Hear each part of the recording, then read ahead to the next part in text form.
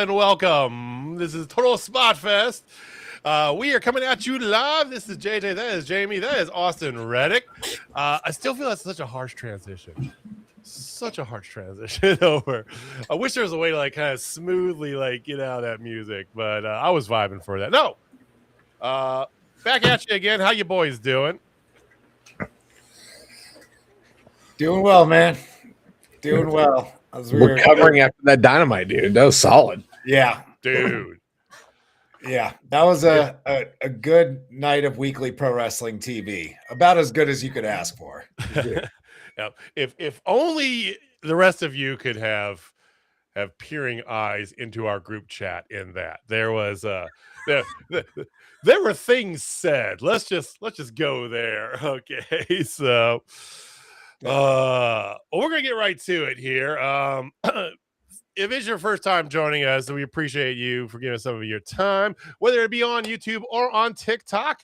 I think we're figuring things out with all this dual streaming stuff here, but please tap the screen, give us some hearts if you're on TikTok, give us a big thumbs up if you're on the YouTube, hit us up, subscribe, share with your friends. We do this every Wednesday. You can find us on them internets everywhere at Total Spot Fest. Oh, well, Austin, I know you were in San Francisco for the Super Bowl. I was in San Francisco until about 8 hours before the Super Bowl, and then I flew home. But I was there for Super Bowl weekend for a work event that included a Post Malone concert, which we chat about before the show. Man's got beef with Post Malone. I got heat with Post Malone. Too Long Didn't Read version.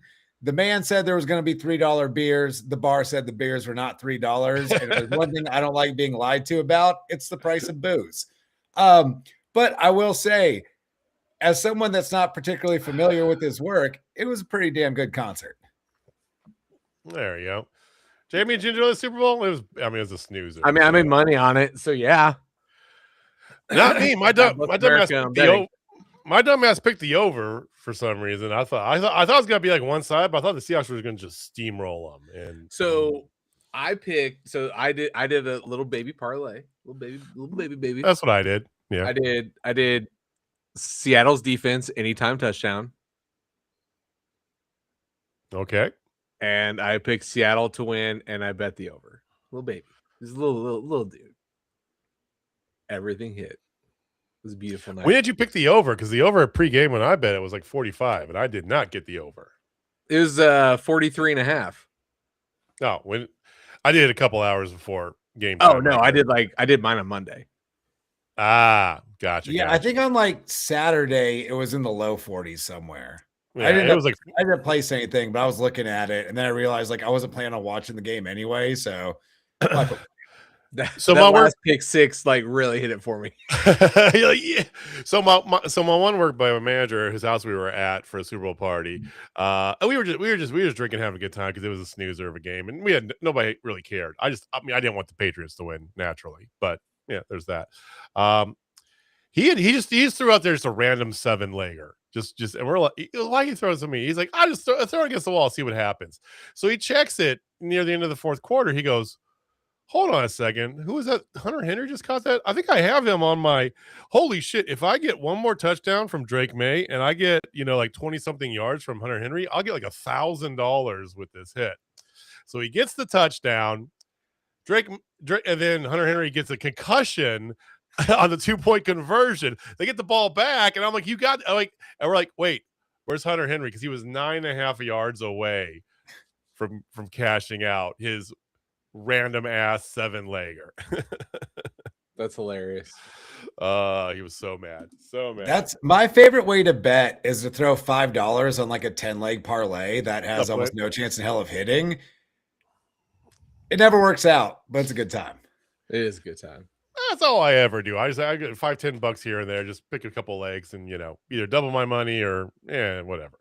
Then I on Monday, Big Monday, I picked Kansas to win, and I had no clue DP wasn't going to play, and so the game starts, and I'm like, "What the hell just happened?"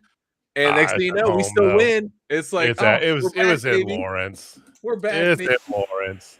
that was neutral site or elsewhere, it'd be a different story. But in Lawrence, you're pretty safe picking Kansas to get that money line. All right. We're going to get to it. It is sign pointing season. But we don't have much to really go off of in Fedland. They're gearing up for WrestleMania. There's that.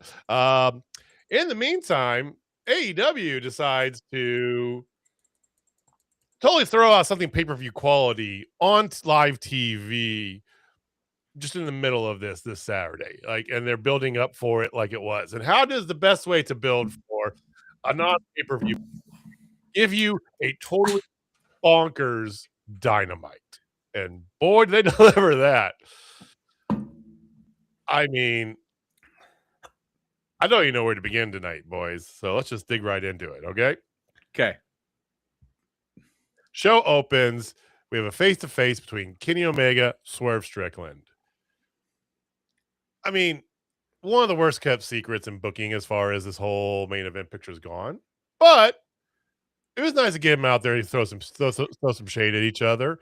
And a little more pronounced with the inevitable heel turn of Swerve Strickland.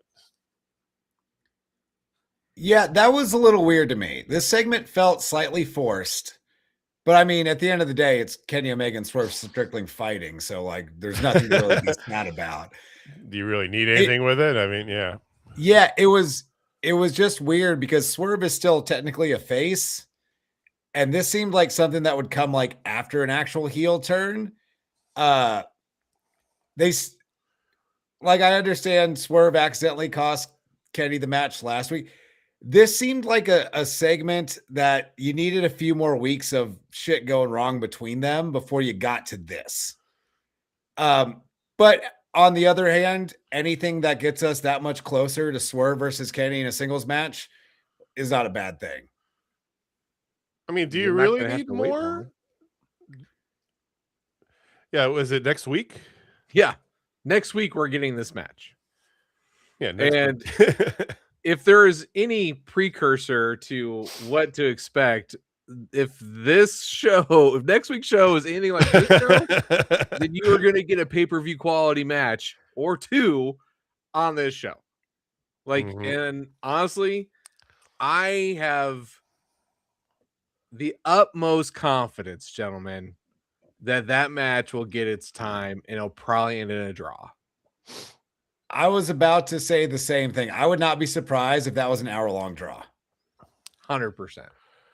What do you guys think? I mean, I'll take an hour-long draw between those two all day long. What do our viewers think? YouTube, TikTok, let us know. Which would be ironic when you think about Kenny Omega. Kenny Omega, we saw Jamie live go to a draw and then overtime on Iron Man match against Pac. Then he, of course, the first Grand Slam goes to a 30-minute draw against Bryan Danielson. Was it 30-minute? Yeah. Or was it an hour? 30 minutes, yeah. 30-minute draw against Bryan Danielson. And I think I would prefer a 30-minute draw to a 60-minute draw if they're going to do the draw next week. Yeah. I mean, you do a 60-minute draw for what's supposed to be a 2-ish hour show. I'm looking at you, Tony, with searing eyes. They've done it before. It has happened in the past. I know it has happened, but it's one of those things. I mean, that's literally half your show. So, although you're coming off a Grand Slam, maybe whatever, you can do that. Real quick, Kyle Fletcher promo. Put a pin in that. We're going to come back to that. We're going to come back to that really hard. Okay. Hard being the key word.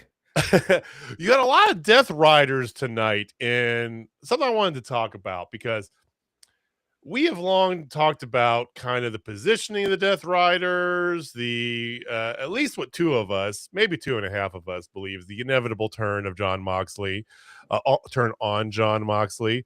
But you kind of putting all this together. So you start with them to have a triple threat match against the Don Callis family. And again, they're feuding against a little bit of everybody. And I kind of had a thought as they're coming out for this match is reinforced a little bit later on when there was the tag match that they were in as well with Moxley on commentary. their whole new moniker is versus the world, right? It's that whole me against the world, put your Tupac references or whatever you feel like in right here, okay? And they've kind of moved in this position where they heel face mid tweener. It doesn't matter. They are just who they are, and they fight whoever they fight, and they don't care, right? Which I actually think is a good purpose for them. Like from the start, that kind of what they were meant to be. Then they just made them like super mega heels, like all New World Order esque, right? Destroy the company sort of bit. I just kind of like this. I like this. I like them just. To me, you could just leave this and run it as this for as long as you need to, without having the turn on Moxley.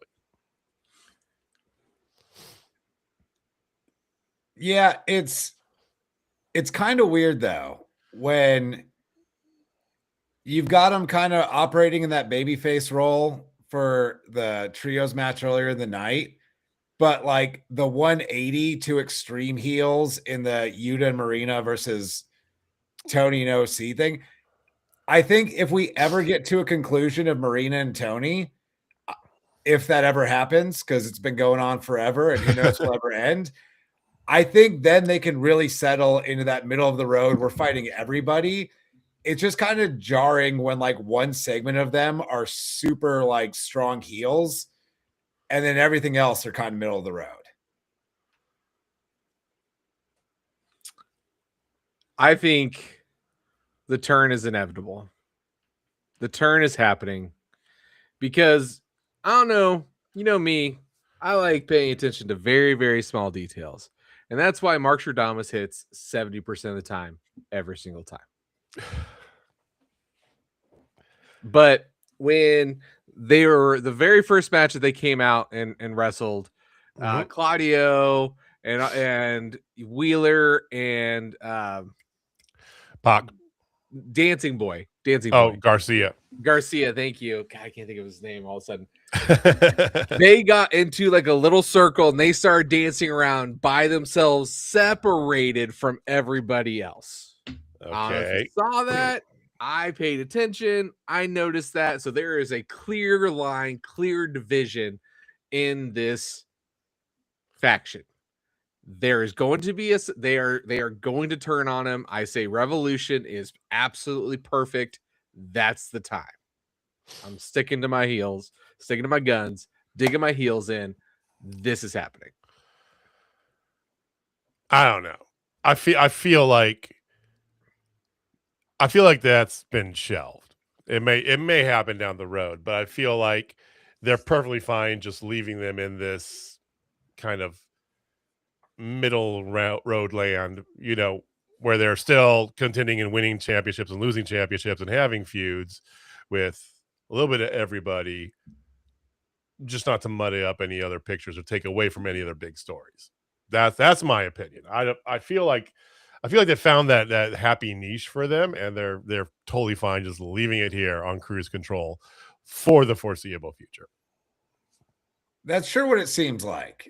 It seems like they don't have a definite plan yet. And like the Death Riders right now, they are just kind of the glue of the show. You can like put any one or two of them in a story with anybody and just kind of keep things running. But again, they're kind of middle of the road, but they're also associated with the two guys that literally tried to murder Darby Allin last week. Which I wouldn't mind what Jamie just said if we got, maybe by the time we get to Revolution, Mox versus Gabe Kidd, and maybe Gabe Kidd becomes like the head of the Death Riders if he's going to be full-time AEW at some point in the near future. I think that's a good way to bring him in. Okay. Well, I mean, all cores are that he's going to be full-time AEW. I mean, Clark is already official. I think Gabe's just tying up some loose ends in Japan, right? So yeah, he is finished up. They have both. He is done. Okay. Yeah, they're both done. Okay. Well, so we shall Takahashi see. And Evil. Oh, okay. And Finley. Finley's going to Fedland though. Yeah, 100%. But in good news for New Japan, they did re-sign Tsuji, which they absolutely needed to do. That's good. I mean, you can't lose everybody. He's their face right now. Yeah, he's it. And don't forget, we got Forbidden Door in the not too distant future. We have no idea what that's going to look like this year, but that's even been announced, dude. I know, but it's really not that far out. It'll be midsummer because we did get, I don't know if it had previously announced, but we did get the date for All In end of August this year. Right. So I'm sure we'll get it Forbidden Door in like late June or something like that. Well, no need to wait for All In. Midsummer instantly. look at you. Did you not hear? Do you hear me? Like, have you guys seen Midsummer? I have not. Hopefully. I have not actually. Okay. So the disappointment on that man's face. Oh my god. So good. Florence Pugh was so damn good in that movie. I mean, I'm a Florence Pugh guy anyway. I've yet to see a movie that I don't like of hers, but that movie is so good. And it's got so many layers. I loved Hereditary, so of course I was in on this. And the thing is the first time you watch it, you don't see everything. The second time you watch it, you still don't see everything. But the third time, you definitely see something. Squatch. What's up, Squatch? What's up, Squatch? So not only do we have to watch a movie, Austin, apparently we have to watch it 3 times in a row. Yeah. That's it. I'm just gonna say I did. I'll look up the IMDb and just be like, oh yeah, I remember this was cool, and just like pick a few moments and not actually. There's gotta be a subreddit somewhere you can follow. You wouldn't, you've got the because they do like this weird breath thing in it. Like as soon as you said Midsummer, I did it. And you guys just glossed over it. It's like, okay, I don't think you've seen this movie. It's so good. It's really good. If a movie does not have superheroes, Muppets, or an ex-WB wrestler kicking ass for 2 hours, I'm probably not going to see it. Hey, Florence Pugh is a superhero. In the movie? In Midsummer? Sure, no, absolutely. Now you're just now you're trying to lie like Post Malone did. How about this? You get a dude sewn into the skin of a bear. Oh, okay. I mean, that is cool. That's not. But lots of hallucinogenics. Lots of hallucinogenics. I'm not saying I refuse to ever watch it. I'm just saying I will very likely not get around to it. Squatch, back me up. Have you seen Midsummer, Squatch? Probably not a triple watch like you're wanting us to do here. So, dude, it's so good though. It's so good. I've heard nothing but great things about it. It's not even scary. It's not scary. It's not anything like that. It's just messed up. It's perfect. I would say good. It's not perfect. Well, you know what was damn near perfect was the early match of the year candidate. Stop it. you just settle down there, bro. The early match of the Swatch is not on board with you. Sorry, Holmes. The early match of the year candidate, Kyle Fletcher, Tommaso Ciampa, TNT title.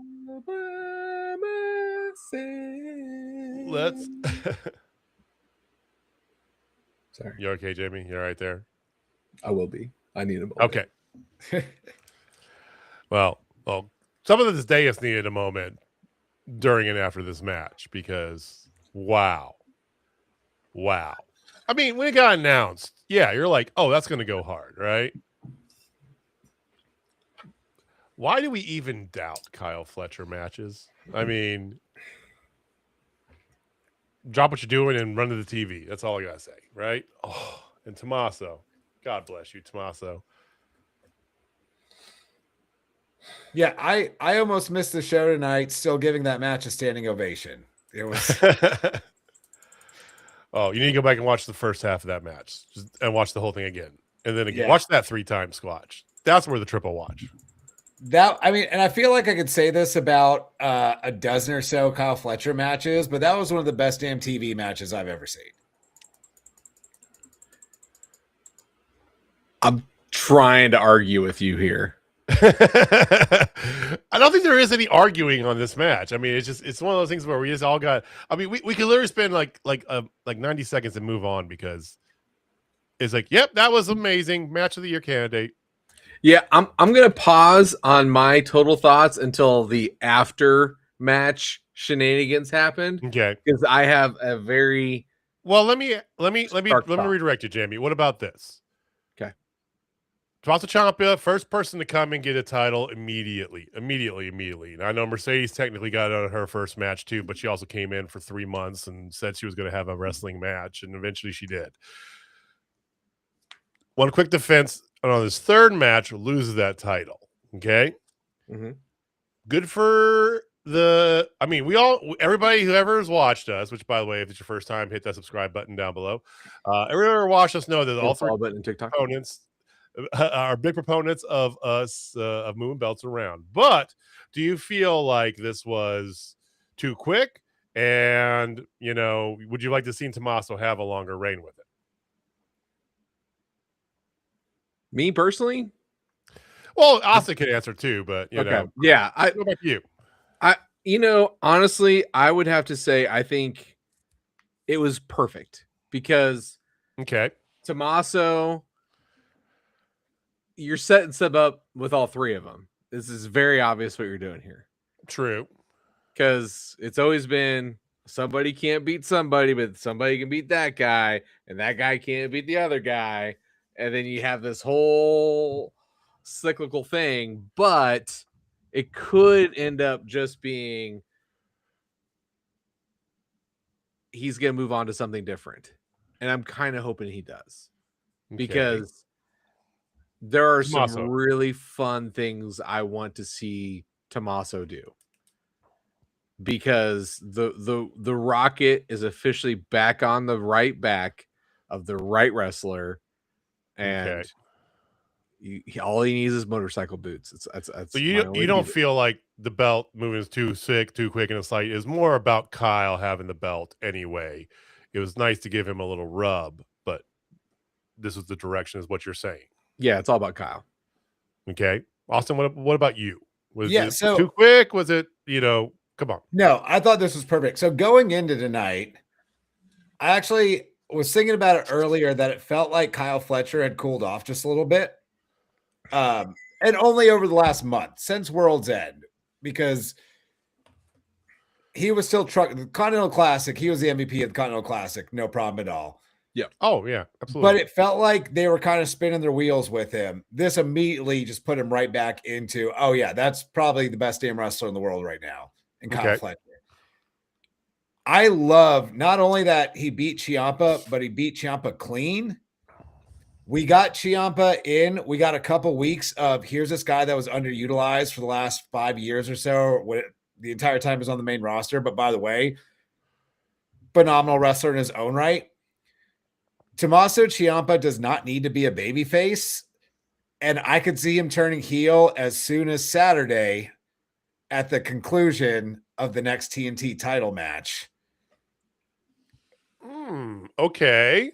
Because do we just want to go right into the post? Yeah, go ahead. Go ahead. Okay. For those of y'all that might have missed Dynamite, Kyle Fletcher wins, cuts a nice little promo with Renee Paquette, says he's going to Sydney for his hero's welcome, and he's defending that title against anyone that wants it. To which we hear, reach for the sky. My initial, and I texted y'all this during it. My initial thought was, are we doing this again? Yeah. I think that was everybody's initial thought there, Austin, to be fair. But then, because AEW tends to deliver more often than not, Kyle Fletcher says, all right, cool, but it's going to be a ladder match. I'm in now with the ladder match. It's going to be the final time, and it's going to be a ladder match. Yes. Final time, Briscoe and Fletcher in the ladder match. I would love to see Ciampa come out and cost Briscoe that match and give me like a blood feud with Briscoe and Ciampa over the next few months. That's the best use of Tommaso Ciampa. It's the same thing he did in Black and Gold NXT. He's literally the psycho killer. He needs to be a bad guy, giving babyfaces a bad time. We got his quick 2-week, hey, this guy's awesome and he can still go. We got to see it, but now let's move him into what he does best, and he needs to be a heel. I mean, his nickname is Psycho Killer, Jamie. Exactly. I mean, literally. That's what his t-shirt says. Squatch says he thought it was a good way to elevate Ciampa, but also I kind of makes him wonder if maybe he should just job directly to Briscoe should just job directly to Fletcher. I don't agree with that necessarily because of what Austin mentioned, and also because of the way that they're setting up this.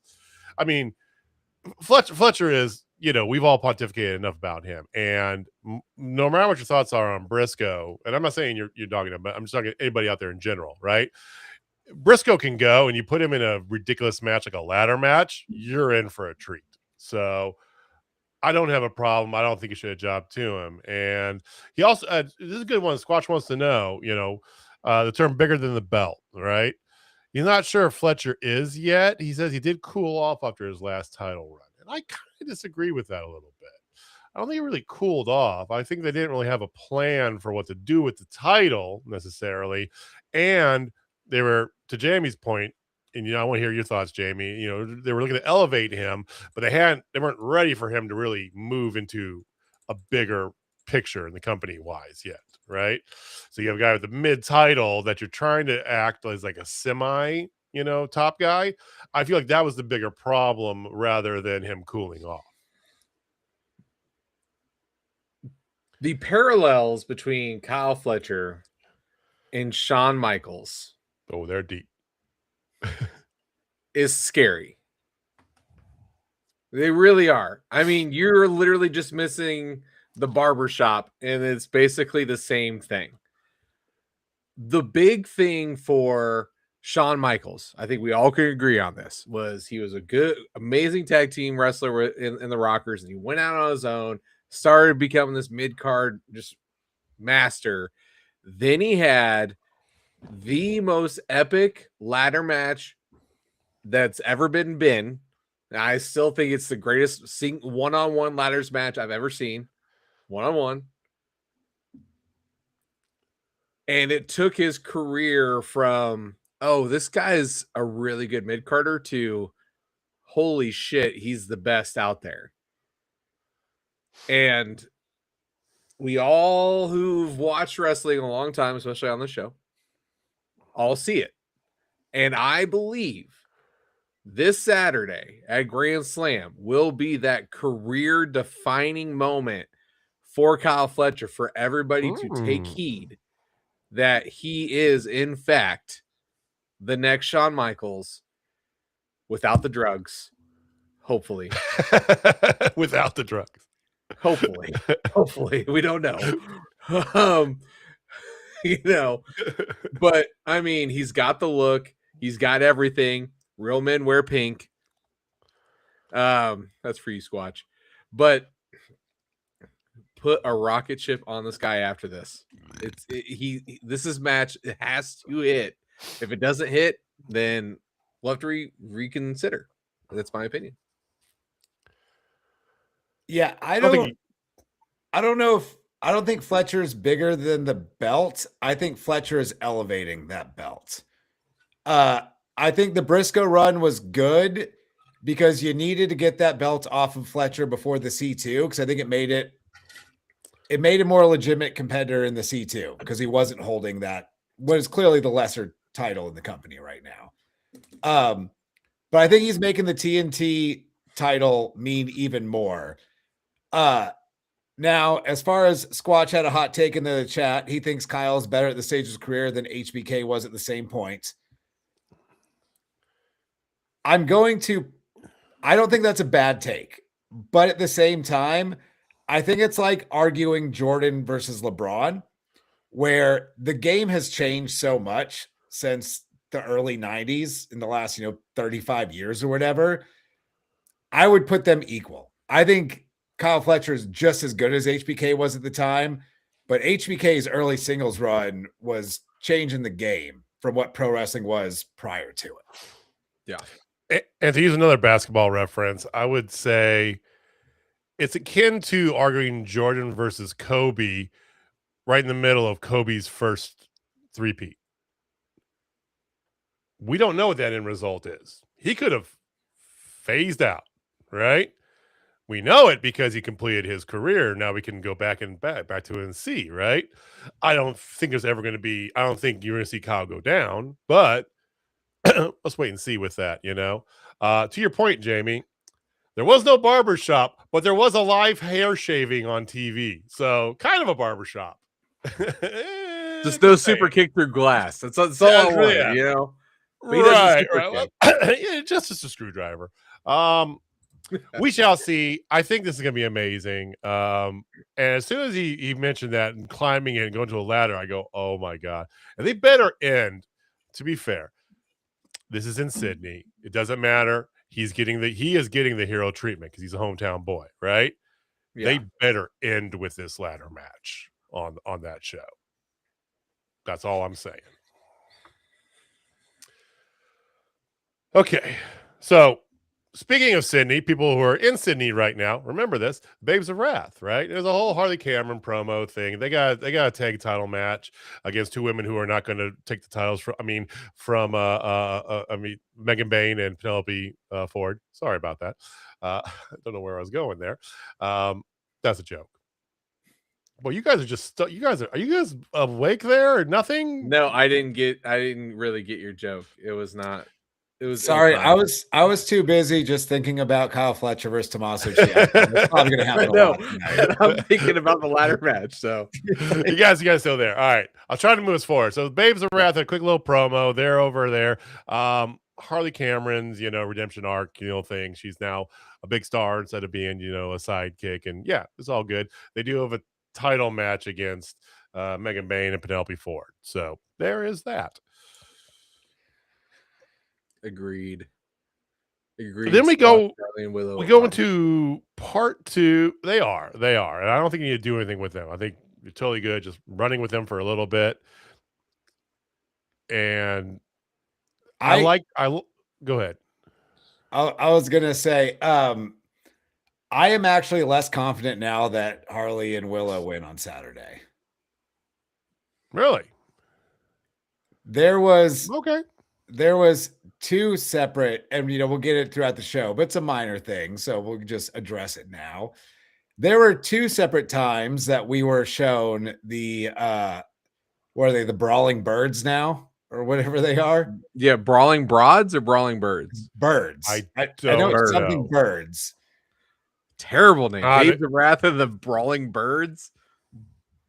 But not a good name. It seems like there is a focus on Jamie Hayter and Alex Windsor. And if you're going to push them, they need to take those titles off heels. That's why I'm still like 75% Harley Willow are going over on Saturday. But now I could see a reason for having Megan and Penelope win. I politely disagree. I think if they are going to lose the belt, it's going to be at Revolution. So then you have time to build up for at All In Wembley, have the 2 English women win the belts, writes itself. But like Revolution to All In, Revolution's March. We've got April, May, June, July, and all of August. That's 5 months. Like that's a long. That's a great long title run for the Sisters of Sin, the Mega Bad, whatever.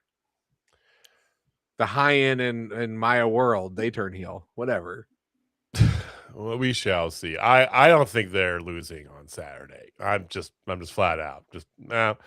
I think you're going to run with Harley and Willow for a little bit here.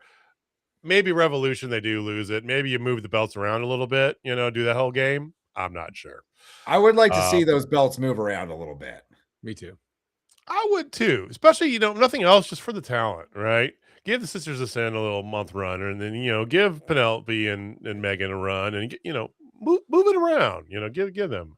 Honestly, I think part of the reason why I'm kind of hoping we get a Brawling Birds tag run before too long is just get some different women on the show every week.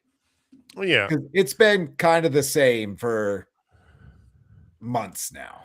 Yeah. And Squash says he wants to see more definition, clearly labeled heels and doing evil thing. I'm just happy that they're just now really building the women's division into instead of just being a pen with a bunch of women, and if you pick one out eventually and put them back in after they're done with their title run, they actually have some direction going. So I'm with you there, but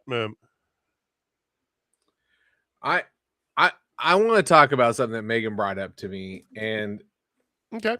At first I didn't think about it that way, and then she just it was very well put. Like, my progeny is my progeny for a reason. Do you feel like because Willow is the tag champion and there's so much focus on the tag championships, the TBS belt has lost its luster? Yes. That's part of the reason why I don't see them holding the titles that much longer.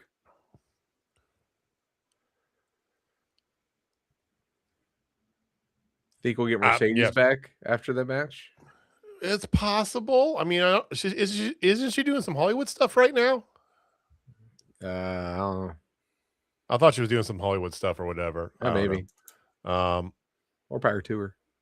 Who knows, right? I mean, the Mandalorian and Grogu movie's coming out. Maybe she's in that. They're doing. I have no idea. Yeah, I feel like that. Honestly, I feel like you could do so much with Willow, and I don't want to call. I mean, I like everything they're doing with Harley, but to me, Harley is a great kind of mystery, right? She's gotten exponentially better in the ring, but she's not top tier by any stretch, right? So you need her in a tag team makes a lot of sense. She's ridiculously over, so it's good to put her on your TV. But, is it at the expense of not only the title that her partner owns, but also her partner? Yeah, kind of. I don't know. You know who I would like to see take that TBS title off Willow eventually? Who is that? Harley Cameron. Yes. That's kind of what I was hinting at, but I'm just like, how do you get there? Because again, because they've been doing it should be no chance that Harley wins that. They've been doing the pre-tapes, like just the one they showed tonight after they lost last week, where Willow's hyping Harley up. Willow's the center of positivity. I think before too long, we need to get a Harley heel turn, probably shortly after they lose the tag titles.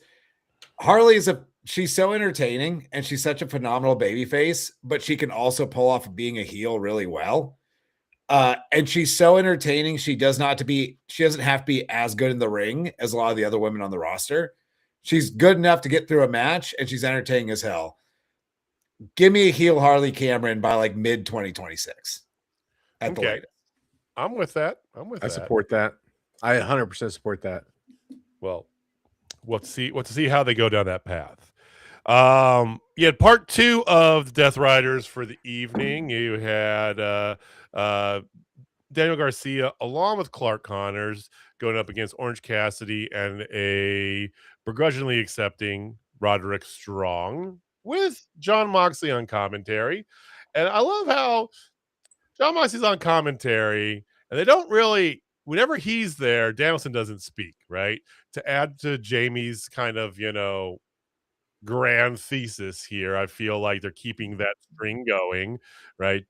But he talked a lot during this match about how he likes Clark Connors. Darby Allin's a crazy kid and, whateverness to him. Kind of tried to bury, OC and Roderick Strong as a team together. How great Tony Storm would look bald. I mean, just the full gauntlet. We have long wanted a commentary team of Jon Moxley and Don Callis, and this is reasons why.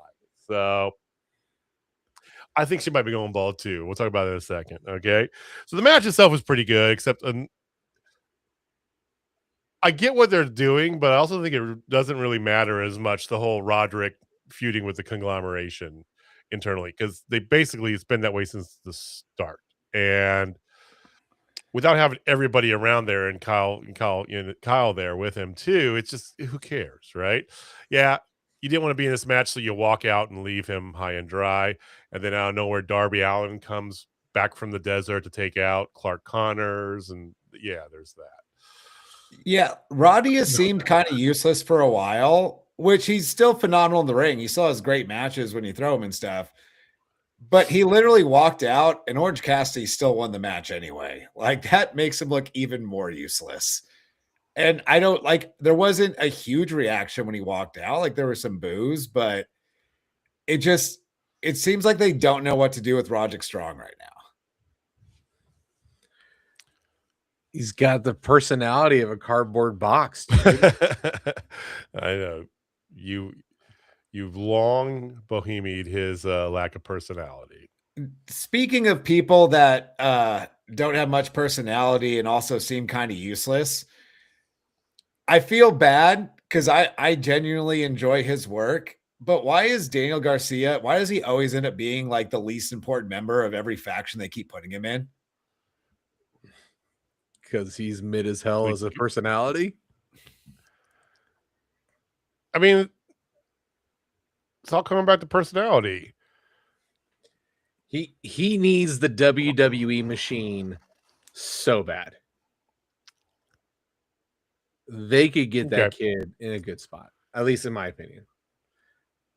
What if they could? Okay, hold on. Okay, he's cooking.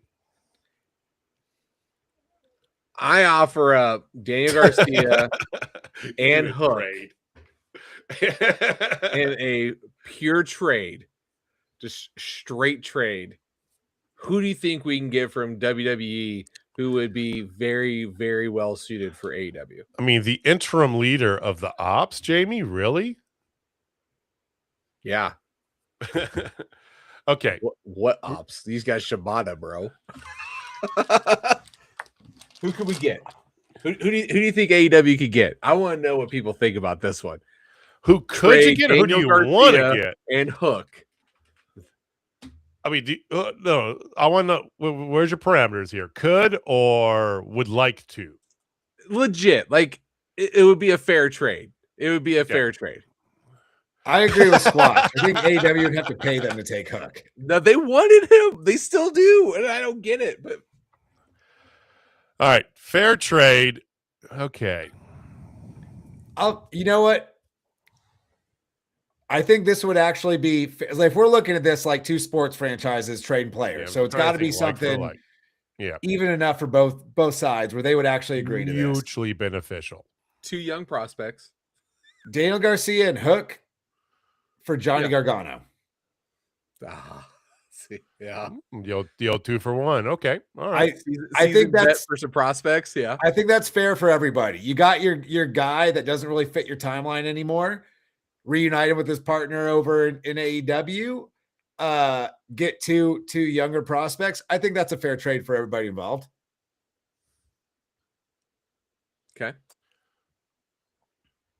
I think you'd go prospect for prospect, but I think when you look at the WWE as a whole, including the NXT brand, they're a lot deeper in better ways with their women's development, I would say. I would say you get 2 up-and-coming women for 2 up-and-coming men. Okay? So trade them, give us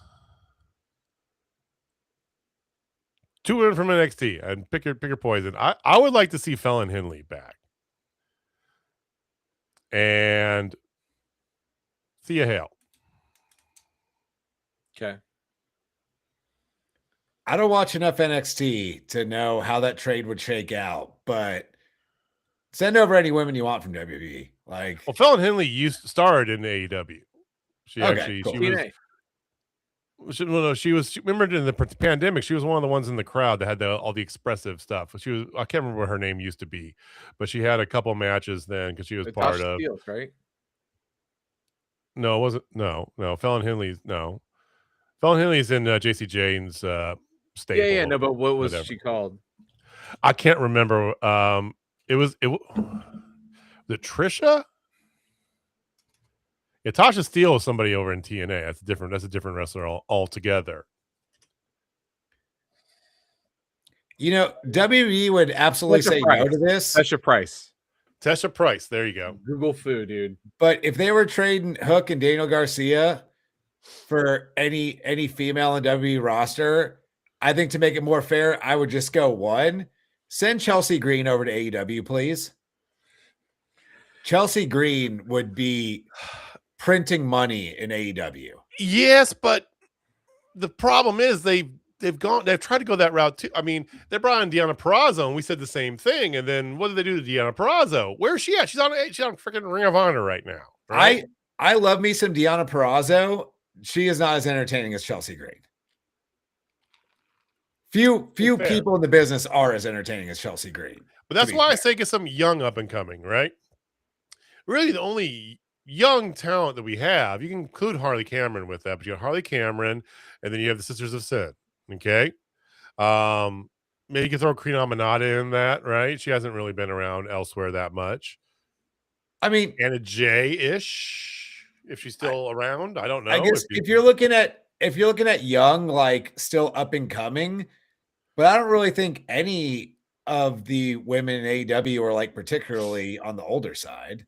No, I don't actually know most of their ages, but but I'm talking about like experience wise, yeah, right? That's why I say you got to think to WWE, Garcia and Hook are going to be, development projects, right? To build for the future. I think the AEW goes the same way, but goes with women. And that's why I think that'd be a fair trade for the two of them, right? Tesha and Thea. And I think it'd be two different flavors. I'm thinking baseball. Because typically in baseball, you trade prospects for a veteran, right? Typically. Okay.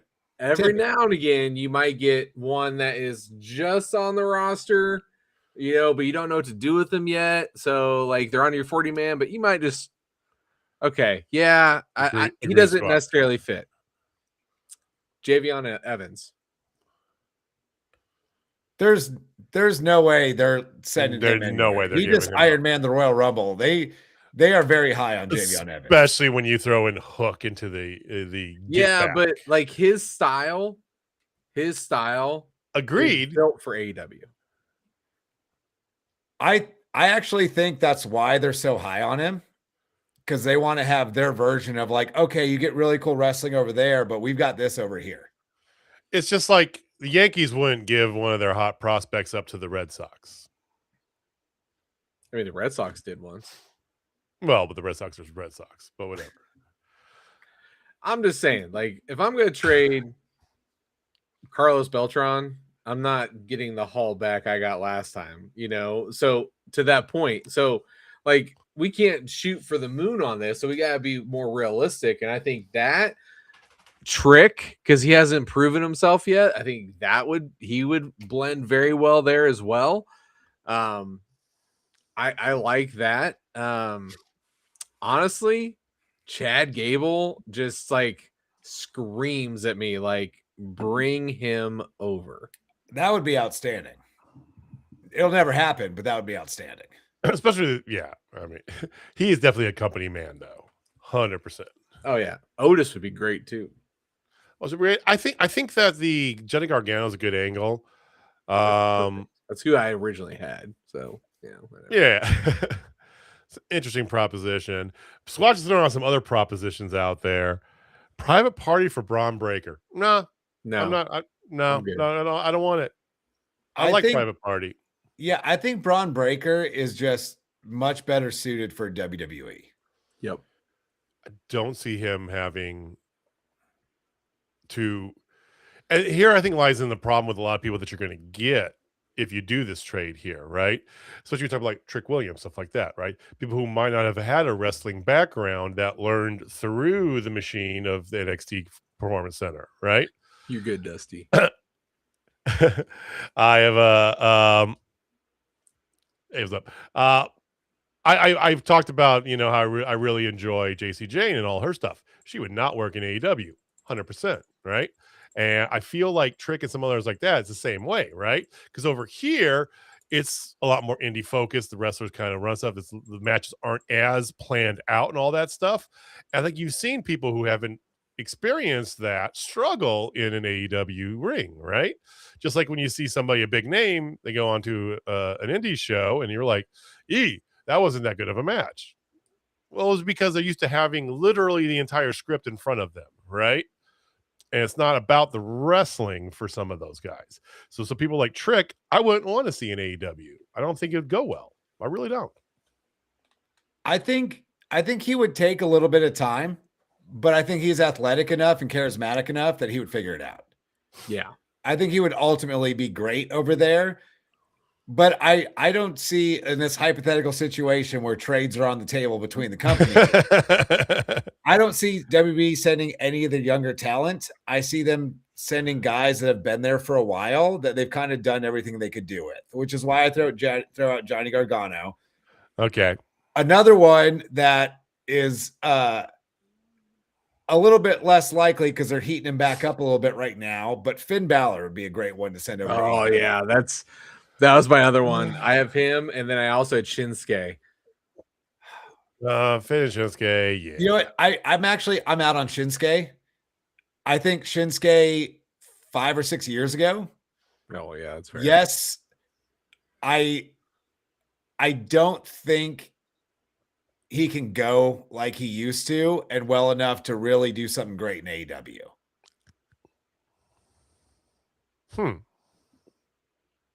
Like, I mean, WWE, he showed up, had a phenomenal match with Sami Zayn in that first one. Yeah. And I don't remember another outstanding match he had since then. Maybe we can get Machine Guns. Exactly what I'm saying. He is past his prime. Maybe we could get the Machine Guns finally back over where they should have come. We could do that. You know what? I think Hook and Daniel Garcia, and maybe throw in a couple other pieces if you need to get the Machine Guns. Outstanding trade. Give me the Bucks versus Machine Gun at All In. They're doing nothing. They got an initial push. They got a quick title match, WrestleMania, and then nothing. They weren't even in the Royal Rumble. No. I don't even remember them since their WrestleMania match last year. Literally, I haven't heard of them at all. It's like, and we got Private Party back, and it's just back to Dynamite. Okay, all right. So very interesting trades here. And to wrap that up with a bow, Jamie Austin, I feel like Roderick Strong suffers from Adam Cole withdrawal-itis. Without Adam Cole, we don't know what to do with him or Kyle. Kyle's hurt again. Well, that tends to happen, yes. I mean, that's his MO. But therein lies the problem. It's like and so you try to put him in the conglomeration, and it's just like, the conglomeration is just a whole like holding pattern anyway. It's just a thing. It's whatever. Toy Storm was in the crowd. Mm-hmm. Very majestically coming up here and speaking her pontifications about how she had to go bald. She's going to wear it loud and proud. To which Wheeler Yuta. We just lose Jamie? We lost Jamie. I'm back. Hey, welcome back, Jamie. I thought for a second maybe JJ had like an even better mute button now, where he could just literally just like block you out. Yeah, disappear. I I do have that button. I just got to hover over here and do a little boop, and he'd be yeah. I don't know what just happened. Hey, welcome back. Toni Storm, and then out comes Wheeler Yuta. I think only for the fact that we got to get more heat on Yuta, like he needs it. So he comes out and tells her to shut up and brings out Marina Shafir, who is holding Mina Shirakawa, to which Wheeler cuts her ponytail off, her purpley pink ponytail. Her extensions, yes. She's going to look the exact same next week. But throw that out there. Do we still believe Toni Storm's going bald? Because I absolutely believe Toni Storm's going bald in Australia. I am still hoping no, because Toni Storm losing and going bald means we continue Toni Storm and Marina Shafir in their fight forever that no one really asked for. Bro.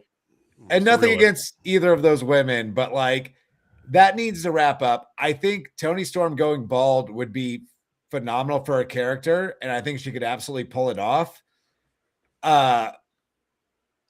But I think Toni Storm winning in Australia is just kind of a big thing.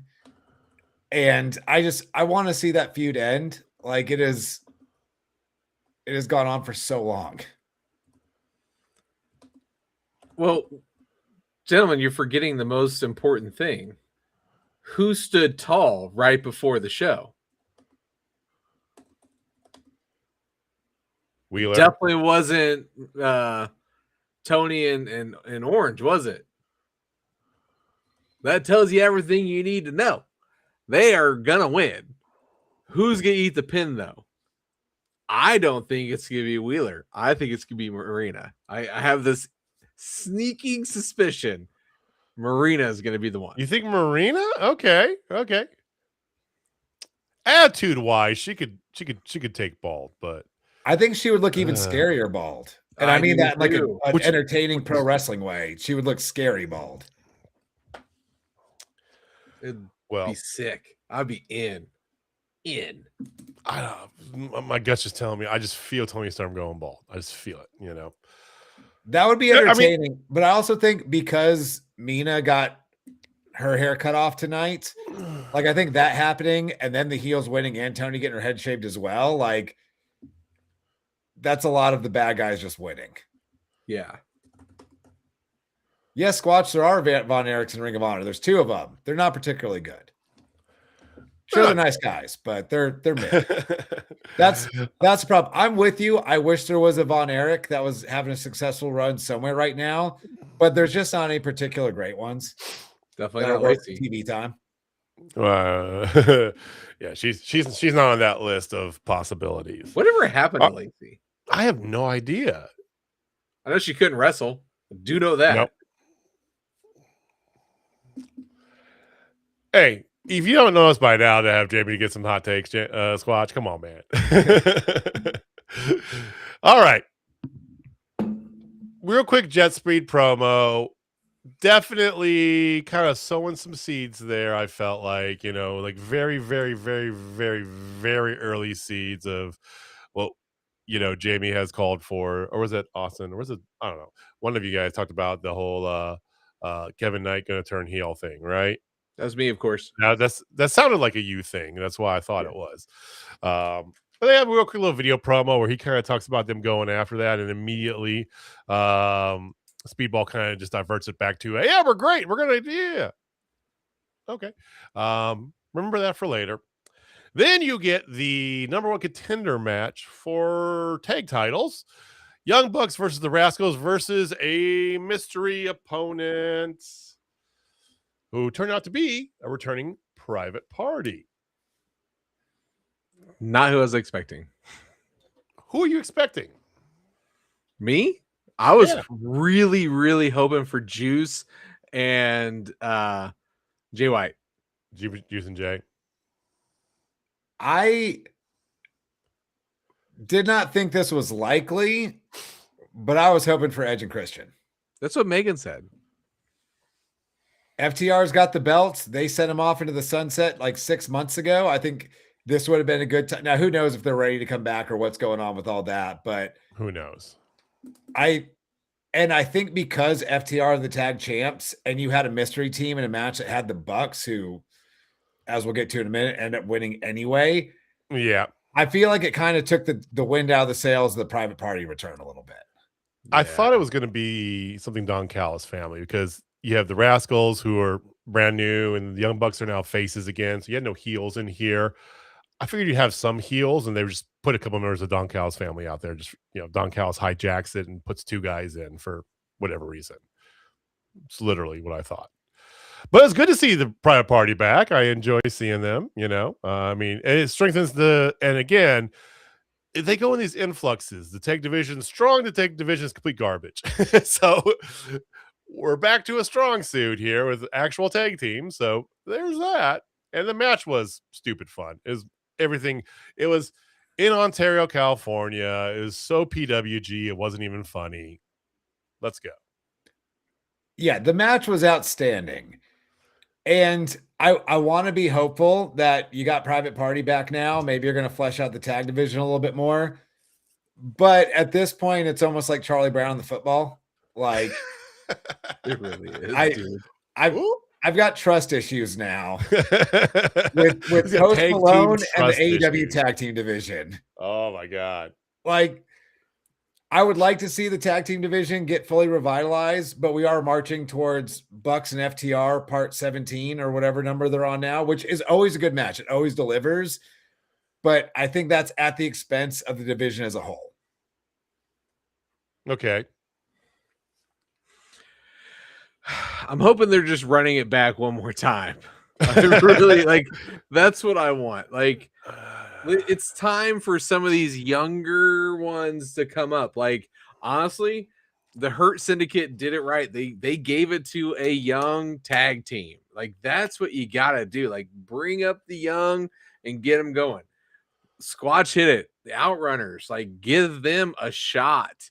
Give somebody else a shot. You know, I mean, Private Party did have a very lackluster championship run, but they had one. You know, at least they can say that. Jet Speed actually had, you know, a decent little run, and then it was squashed. It's just like they always want to have the older tag teams because it makes it more prestigious. But at the end of the day, I think it hurts it more than anything because they aren't developing other young ones and getting them going. I think I hate to say it, I really do. The best tag team division time they ever had was when the Acclaim was on top because they had so many young ones that's going at it. You didn't know who was going to get there. Acclaim's the one who grabbed the ring, even though they should have won originally against FTR. They had to win. They had to go against the second time. Dude, just. Speaking of the Acclaimed, they would have been a great mystery third team in this. That would have been fantastic. Teasing the reunion of the Acclaimed for what seems like a fiscal year at this point. Seriously, I mean, it's gonna come. We know that because neither of them can. They're notably good enough individually. The Max Caster thing was funny for a hot minute, right? But yeah, that's gonna eventually come. I'm a little more optimistic about this. I feel like, you know, Private Party's here. Yes, you do run back Bucks and FTR because it's like you kind of just have to occasionally, right?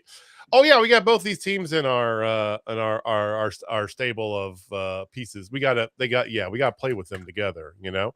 So nothing wrong with or that. is it like painstakingly obvious the Bucks are winning because the FTR's had it for so long? No, it's painstakingly obvious. I think the Bucks need to win it. But more important than the Bucks winning the titles is let's get a fully fleshed out tag division. That's the only thing AEW is really missing is a good tag team division. You've got so many people on your roster. They could start just putting together tag teams with guys that don't show up regularly on TV and have the best tag team division in the world. They just kind of choose not to. Yeah. It's amazing how what once was literally one of their greatest strengths is now non-existent. Well, and it comes and it goes, right? You know, so they have parts where they'll be really big about that. You talk about Private Party, the Guns, you know, they got their up and comings, you know, Acclaimed, of course, you know. So they have these moments where they'll do it, but then they'll get away from it, and then they revert back to just dumping it on a couple old people and let them run with the belts and not really face anybody for 6 months. Consistency. That's my hope, Tony. Consistency. MJF, Brody King, quick little video promo. Raise your hand if you think Brody King's taking that belt off of MJF on Saturday. All right, so you had I'm just gonna move right along here. All right. We get a rematch to hopefully correct the mistake that was done a few weeks ago. Tekla, Chris Statlander announced this past week that Chris Statlander was going to make the stipulation for the rematch that she offered to Tekla, which okay. Strap match. The little hairs on the back of my neck perked up when I heard strap match because I was just like, let's go. And woo, Nelly did not disappoint, at least in my book. What did you guys think of the match? I actually thought it was a little disappointing. I did. Strap match it's kind of a hard gimmick to do on TV. Especially like that's a stipulation where you need a little bit more time for them to really go out there and beat the shit out of each other, which they did to a decent degree in this match. Yeah. But it didn't even start until the top of the hour. You knew you were getting like 15 minutes at most. And that's why it was disappointing to me. I think them in a strap match should have been on pay-per-view or at Grand Slam Australia. I think doing it in 12 to 15 minutes in the main event of a Dynamite after we just saw Kyle Fletcher and Tommaso Ciampa have a match of the year candidate, after we saw a bonkers 3-way PWG tag. That was the disappointing part for me. I just think it needed a little bit more time. Okay. I think you hit the nail right on the head.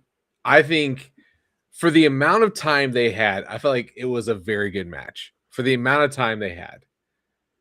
Did I want more? Did I want it to be longer? Did I want it to be maybe a little more gruesome in some of the facts because of previous strap matches I've watched? Absolutely. Do I think those women are capable of doing that? Absolutely. Are they capable of doing it on a Dynamite? No. It's just you had to pay for it. You have to pay for this match typically.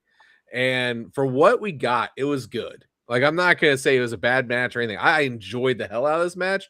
I was just in the same as Austin. I was left wanting. I was wanting a 25-minute massacre, basically, and it took every last ounce, and literally they fell on top of each other, and that's how they won, because they're both out of, like, I wanted that. I wanted a 1978, NWA strap match where literally both of them are like with a cowboy Bob Orton, and they style. A big lariat. Next thing you know, he just falls on him, and neither of them can move. 1, 2, 3. You have a new champion, Bob Orton. That's what I'm talking about, like that.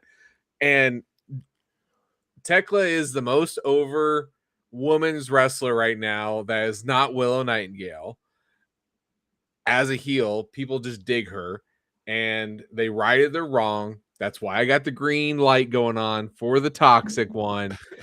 But it's obvious they're setting up a triple, like a trios match at some point, probably next week or whatever, with the birds or whatever, the brawling bird babes of rap. The birds of Brighton, or dude, Tony should just have me come in naming teams, because I can name teams. I'm good at it. I'm good at nicknames. I'm good at teams. Come on, Tony. The man's right there. All right. I loved it. Yes, I would have liked it. I always wanted more, I think it would have been that. I feel like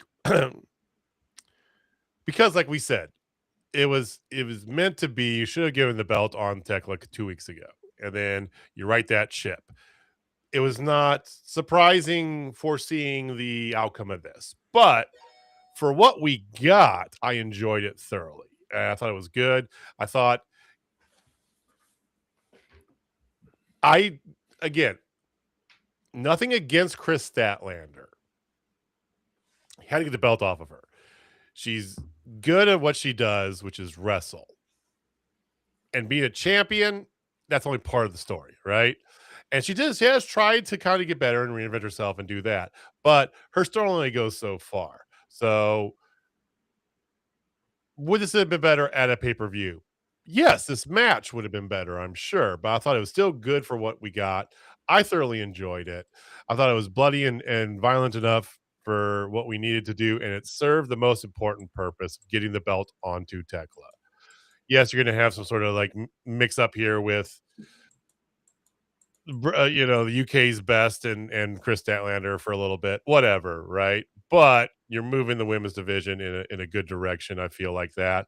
So if you do got a returning Britt Baker, if you do pull Mercedes out as like super face and kind of want to put her somewhere, right?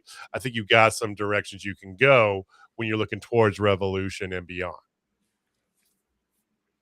Yeah, I think this match tonight would have worked better if this was the rematch and Tekla would have won 2 weeks ago or whatever it was.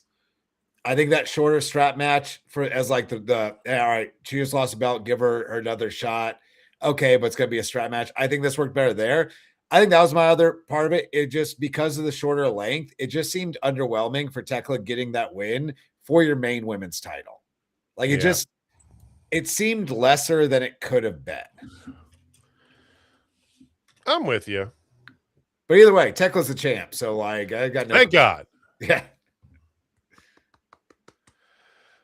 Okay. So, that brings us to Saturday, boys, in what is not a pay-per-view, but might as well be one. I don't know. Do you have the card pulled up at all, Jamie? I do not, but I can in just 2 seconds. Yeah, pull it up because I mean this.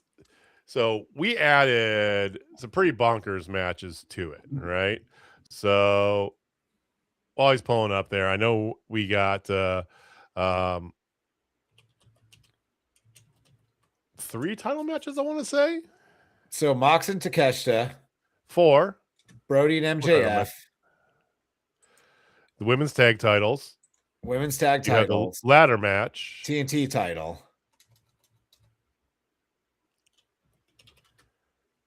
I think that's it. That sounds about right, because I don't think they said when they were going to do Bucks and FTR, just that they're not normal contenders. Yeah. Yep. And then we've got the mixed tag hair versus hair match. Mixed tag.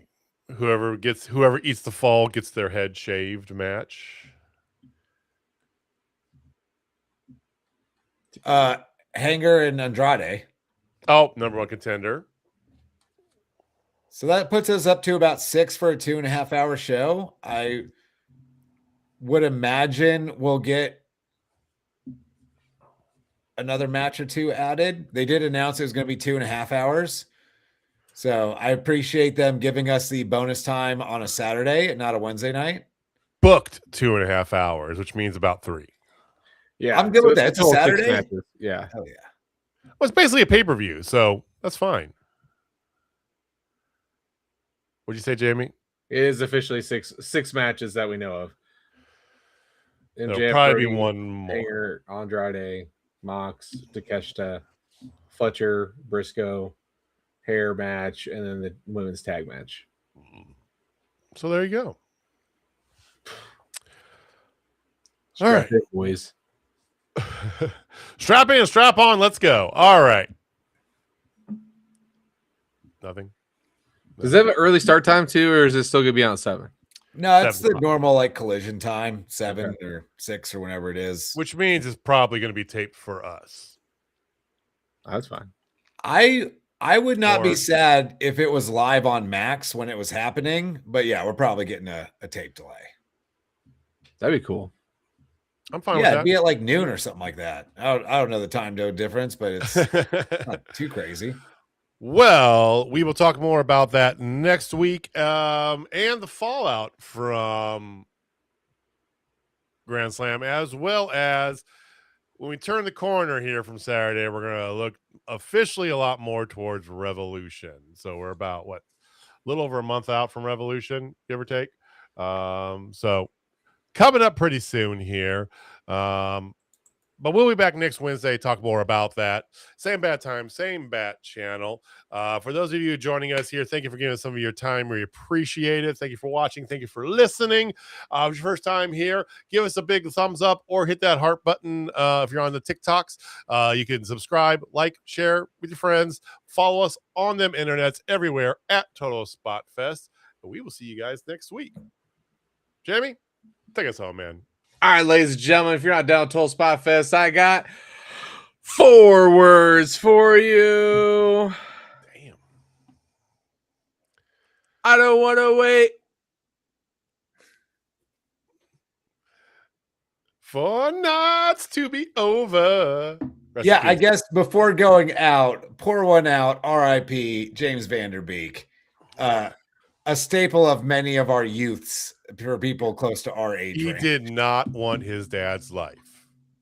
He lived his own. I could have done, I don't want your life. Your life.